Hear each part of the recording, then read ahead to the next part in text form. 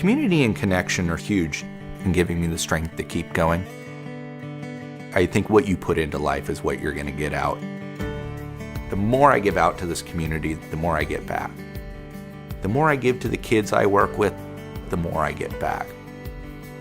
That doesn't mean I don't get exhausted, run down, or tired, or depressed. But I think I choose every day to go out there and be positive and realize that this life is beautiful and that we have to embrace it.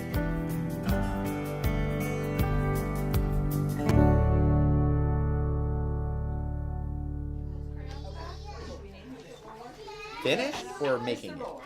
Making it? Okay, put some glue down. He's definitely one of the most positive people that I've had a chance to meet. You want a caboose? And I know that he shows that very well externally. As his wife, I do get to see him when that hat comes off.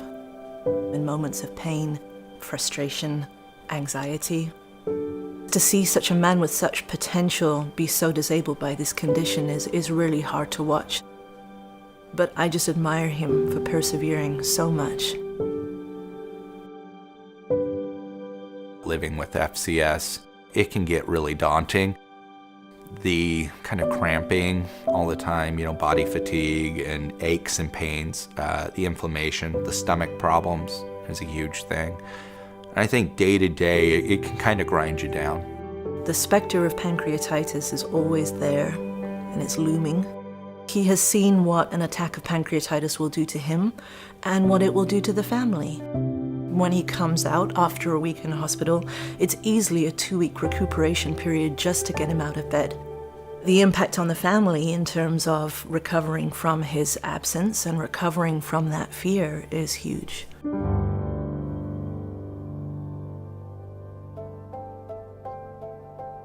Seeing doctors before my diagnosis was extremely frustrating.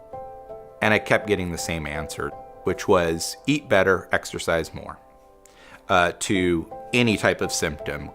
It is isolating and you get defeated quite quickly. And I'm really blessed that I have a wife that wouldn't allow me to be defeated, because I would have given up years ago. To have that diagnosis for him, I think, was a relief and I think was empowering. It had been a lifelong quest for answers since his early years.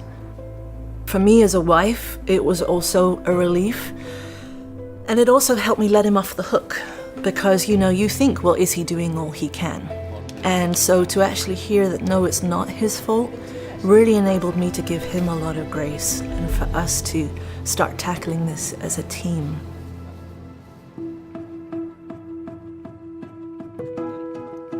When Aaron was diagnosed with FCS, we had a craving to find other people who were in the same boat.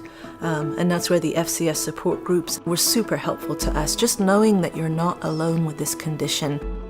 Connecting with other people who have rare medical conditions, it's empowering. It gives you a lot of hope. It gives you maybe some direction that you didn't have before. You're not alone in the wilderness. You're not lost. It's really powerful.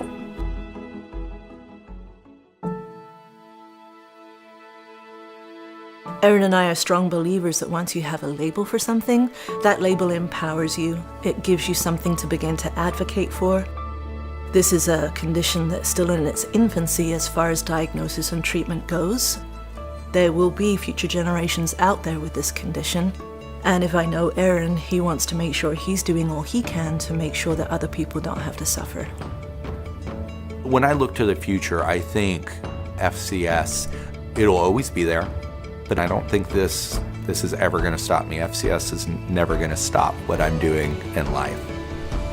Life's too important for that.